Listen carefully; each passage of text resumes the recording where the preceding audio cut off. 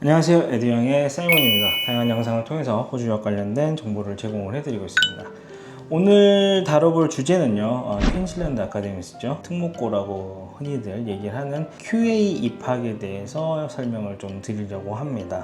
사실 원서 마감일이 그렇게 많이 남지 않은 시점이라 좀 내용을 정리를 한번 해보면 좋을 것 같다라고 생각이 들어가지고 준비를 하게 됐고요. 어떻게 QA 입학 절차가 진행이 되는지하고 어떤 것들을 준비를 하셔야 되는지에 대해서 설명을 드려볼까 합니다. 그럼 바로 시작을 해보겠습니다. 자, 일단은 QA에 대해서 잠깐 좀 얘기를 하고 넘어가겠습니다. 호주 조기 유학, 특히 고등학교 프로그램에 관심 있는 학부모님들이라면은 누구나 한 번쯤은 들어보셨을 거라고 생각을 합니다. 고등학교의 아카데미 랭킹 1등을 꾸준히 유지를 하고 있는 QA SMT 같은 경우도 이런 QA 학교 중에 하나죠. 그래서 상당히 학업 성취도가 높다라고 평가를 받고 있기 때문에 많은 분들이 관심을 가지고 있지 않을까 싶습니다. QA 프로그램은 국제 학생들에게 10학년부터 오픈을 하고 있습니다. QACI라고 하는 Creative Industry, QA Health Science 이 두 학교 같은 경우는 어차피 프로그램 자체가 10학년부터 운영을 하고 있기 때문에 국제 학생이든 국내 학생이든 상관없이 10학년부터 입학을 해야 되는 부분이고, QA SMT 같은 경우는 7학년부터 입학이 가능한데 국제 학생에게는 이제 10학년부터 오픈이 되어 있습니다. 그래서 이 세 개의 학교가 어디 위치를 해 있냐? QA 헬스 사이언스 같은 경우는 이제 골드코스트에 위치를 하고 있고요. QA SMT 같은 경우는 토엉이라는 지역에 위치를 하고 있고, QA CI 같은 경우는 켈빈 글로브에 위치를 하고 있습니다. 어떻게 지원을 해야 되는지 절차에 대해서 말씀을 드리도록 하겠습니다. 이 영상은 국제 학생을 대상으로 하고 있다는 점은 꼭 알아주시면 좋을 것 같아요. 국제 학생의 모든 공립학교 신청서는 EQI를 통해서만 지원을 하셔야 합니다. 이 QA도 마찬가지입니다. QA가 공립학교이기 때문에 일단은 EQI의 QA 지원서를 제출을 해야 합니다. QI 지원서에 QA를 선택한다고 보시면 될 것 같아요. 이렇게 지원을 해야 되는데 당연히 마감일이 정해져 있습니다. 2027학년도 10학년 프로그램을 시작한다고 가정을 했을 때 QA-HS 같은 경우하고 QA-SMT가 입학 원서 마감일이 26년 1월 15일입니다.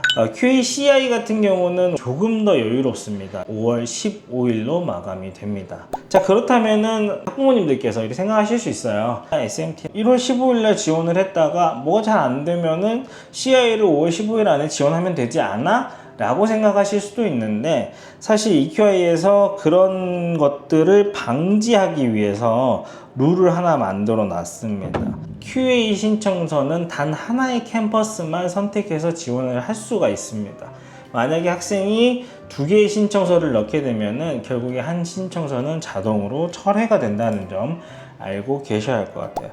자, 그렇게 해서 EQI 신청서를 접수를 하고 나면 그 다음 절차로 QA의 지원서를 별도로 작성을 하셔야 합니다. EQI에서는 국제 학생의 어떤 기본적으로 등록을 해야 되는 이 시스템 안에 등록 처리를 하는 부분이고, QA라는 학교 자체는 시험을 보고 학업 성취도를 판단을 해서 등록을 하는 그런 시스템을 갖고 있는 학교이기 때문에 QA만의 어플리케이션이 별도로 존재합니다. 그래서 국제 학생인 경우에는 EQI 신청서 먼저 작성하고 QA 온라인 포털을 이용해서 QA의 신청서를 작성을 해주셔야 합니다.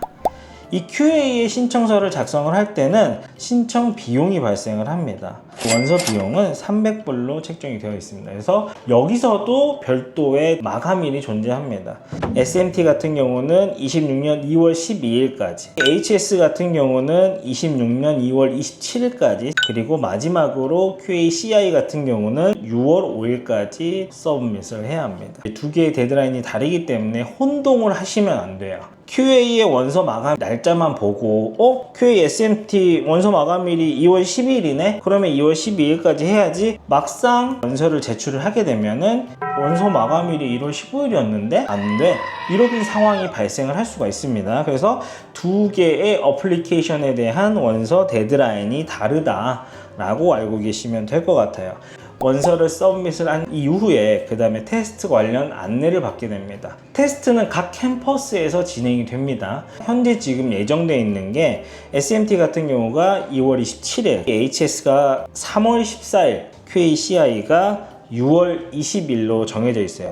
그리고 인터뷰가 진행이 되고 마지막으로 결과가 나오게 되는데 HS와 SMT는 텀2 끝나기 전에 결과가 나오고 CI 같은 경우는 조금 늦게 시작을 했기 때문에 텀3 끝나기 전에 결과가 나오게 됩니다.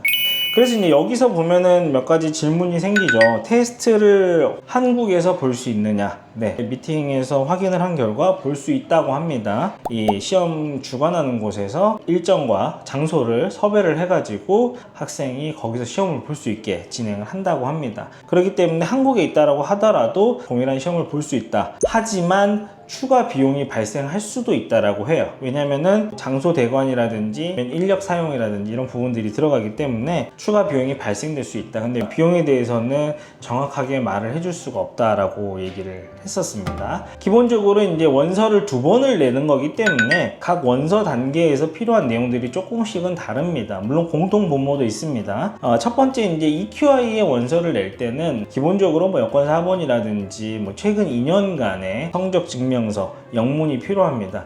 내후년 입학에 대해서 우리를 얘기를 하는 거니까. 그러면 8학년하고 7학년, 즉 중학교 1, 2학년의 성적표 영문이 필요합니다. 두 번째는 영어 점수가 필요합니다. 학생이 충분한 영어 레벨을 가지고 있다는 점수를 제출을 해야 되고, 사실 이 QA 어플리케이션은 파스웨이가 성립이 되지 않습니다. 무슨 얘기냐면은 뭐 다른 공립학교 진학을 할 때는 프리퍼레이션 과정이라든지 이런 영어 과정을 통해서 영어 플러스 본 과정 이렇게 패키지로 해가지고 학교를 등록할 수도 있었고 학생 비자도 신청하고 이런 게 가능했습니다. 하지만 QA는 현재 능력이 준비가 되어 있지 않으면은 원서를 받지 않겠다라는 입장이에요. 그렇기 때문에 원서를 작성하는 시점부터 영어 레벨을 가지고 계셔야 돼요. 지금 QA에서 인정해주는 영어가 뭐 다양한데 가장 많이 선택하는 게 이제 AEAS. AEAS 같은 경우는 일반 공립학교 뿐만이 아니라 대다수의 사립학교에서 인정해주는 점수이기 때문에 호주 조기 유학을 생각하시는 분들이 많이들 하시더라고요. 점수는 80점 이상이 나와야 합니다. 두 번째로 가장 많이 보는 시험이 IELTS 영어 시험일 것 같아요. 이 IELTS 영어 시험 같은 경우는 모듈이 두 가지로 분류가 되는데 어떤 모듈을 선택을 하느냐는 본인 자유지만 모듈에 따라서 요구되는 성적이 다릅니다. IELTS 아카데믹 모듈을 선택해서 시험을 봤다면은 IELTS 점수 5.5를 받으면 되지만 제너럴 모듈을 선택을 했다면은 IELTS 6.0 성적을 받아야 합니다. QA 지원할 때 제출해야 되는 서류가 조금은 다양합니다. 뭐 정해져 있다라기보다는 좀 다양하다라는 표현을 써야 될 것 같아요. 호주 안에서 공부하는 학생들 같은 경우는 3학년, 5학년, 7학년에 보는 나플란 테스트라는 게 있습니다. 이 테스트 결과를 반드시 제출을 해야 됩니다. 물론 보지 않은 학생도 있어요. 사실 조금 수준급 이상의 학교들 같은 경우는 학생들에게 의무로 시험을 보게 푸시를 하고 있지만은 학생들 분위기 자체가 아카데믹한 분위기가 아닌 학교들 같은 경우는 사실상 이 나플란 테스트를 선택에 맡기고 있어요. 학생들에게. 그렇기 때문에 학생이 그걸 선택하지 않았다면 당연히 시험 점수는 없을 겁니다. 이 시험 점수가 없다는 것이 엄청난 불이익을 준다 그런 건 아니에요. 대신에 만약에 시험 점수를 제출하지 못한다면 그 사유를 적게 되어 있습니다. 그래서 그 사유에 이제 시험을 응시하지 않았다라고 써야 되는 이런 좀 찝찝한 부분이 남아있다라고 보시면 될 것 같아요. 그 외적으로 뭐 자기소개서라든지 수상 이력이라든지 이런 부분들까지도 많이들 준비를 하십니다. 반드시 뭐 준비를 해야 된다. 사실 이건 아닙니다. 이건 분명히 말씀드리지만은 이런 수상 경력이라든지 해외 봉사 이력, 스펙이라고 하나요? 이런 것들이 없다고 하더라도 실제 입학에 엄청난 영향을 끼치지 않습니다. 학생이 입학 시험을 잘 봤다면 말이죠. 근데 만약에 이제 본인하고 동점자가 나온 상태에서 커트라인에 좀 걸려있는 상황이라면은 조금 더 학생의 입학 원서에 힘을 실어줄 수 있는 그런 역할은 할 수가 있겠죠. 자, 이런 식으로 최종 결론이 나면은 호주 내에서 공부를 하고 있는 학생들 같은 경우는 이제 전학을 하는 절차를 밟으면 되는데 공립에서 공립으로 가는 경우에는 대부분 거의 뭐 100%에 가깝게 전학을 허가를 해줍니다. 왜냐면은 일반고에서 시험을 보고 들어가는 셀렉티브 스쿨로 가는 경우가 흔치 않기 때문에 대부분 학교 교장 선생님들이 허락을 해주세요. 대신에 이제 EQI에 어드민 피를 지불을 하셔야 됩니다. 이 학생의 전학으로 인해서 발생하는 행정적인 비용들을 지불을 해야 된다. 이게 아마 대략 한 700에서 800불 정도 될 거예요. 사립 같은 경우는 뭐 각각의 사립들이 다 규정이 다르기 때문에 학교에다가 문의를 해주시면 좋을 것 같아요. 이게 이제 한국에서 신청을 한 경우라면은 학생의 입학이 최종적으로 결정이 되고 입학 허가서라는 서류를 발행을 해주는데 학생 비자를 신청해서 호주로 오면 된다. 이렇게 설명을 드릴 수 있을 것 같아요. 자, 내용이 좀 길어졌는데요. 오늘 영상에서는 이제 QA에 입학하기 위해서 어떤 절차를 통해서 진행이 되는지 부분하고 각 절차에 필요한 내용들이 어떤 것인지에 대해서 설명을 좀 드렸습니다.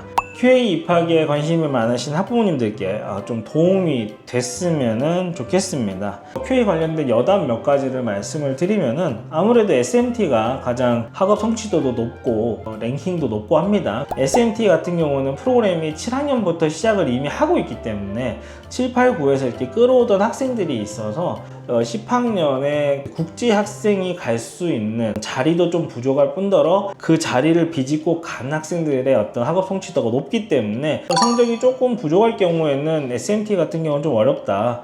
그래서 이제 조정을 좀 해야 돼요. 왜냐면 아까 말씀드린 것처럼 이 원서를 반드시 하나의 캠퍼스만 쓰게 되어 있단 말이죠. 성적이 조금 아쉬울 수 있는 상황이라고 부모님들이 판단함에도 불구하고 어떻게든 제일 좋은 데로 보내기 위해서 SMT 캠퍼스를 지원을 해버리면은 CI를 갈 수 있는 기회가 사라집니다. 냉정하게 판단을 하셔야 돼요. 부모님들이 그런 얘기를 하세요. SMT를 가야 뭐 의대 가고 뭐 이런 전공을 선택해서 그런 대학을 갈 수 있다. 뭐 이렇게 생각을 하시는데 딱히 그렇다고 볼 수는 없어요. 기본적으로 QA의 프로그램은 동일합니다.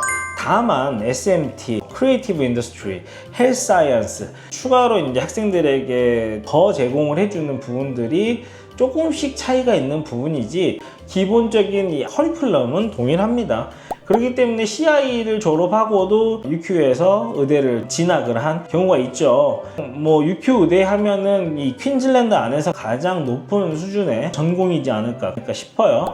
또 얘기가 길어졌네요. 아무튼 사담이 길어졌습니다. 오늘 영상은 여기까지고요. 다음 영상 또 야무지게 준비해서 돌아오도록 하겠습니다. 감사합니다.